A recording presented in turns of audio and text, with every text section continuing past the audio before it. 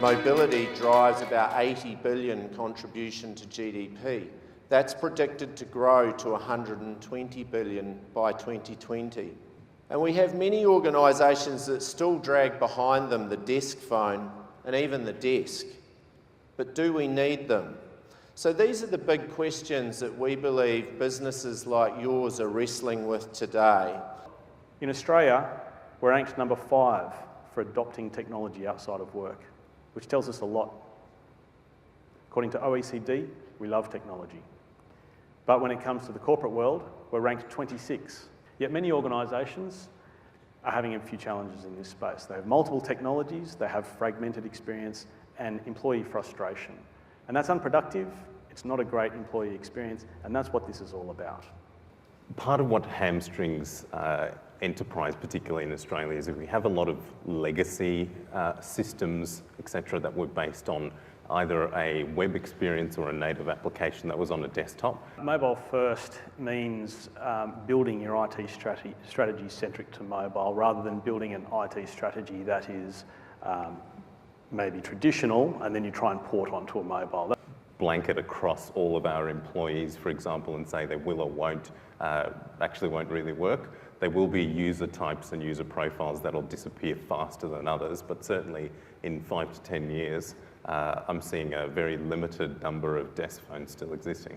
The fact that we've enabled our workforce with all the technology tools, etc., to be on the road when we need to and improve our productivity has actually given us the gains that we were actually looking for.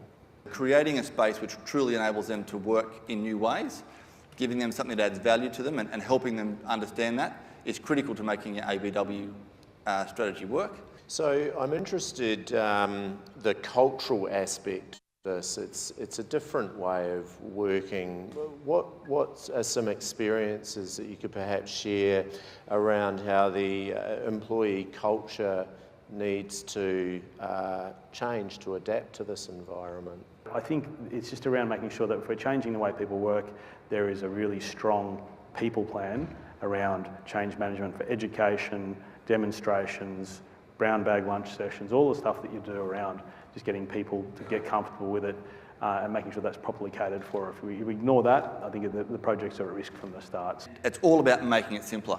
And I think that's the big thing we're going to see with the technology coming out in the future is we've kind of ridden the wave of complexity and now it's all about how do we make this simpler and how do we make the adoption of it easier. You know, whether that be embedding artificial intelligence into the devices to take away some of the menial tasks like we have today. One of the biggest issues that most enterprises have is coming up with the minimum viable project as far as mobilisation goes, and then you still have a number of legacy apps that aren't on that journey yet. So solidifying that and unifying the experience is probably the biggest change I see coming. The best way to start is to contact Optus, contact Cisco, come and get a look at what's possible, understand the art of the possible.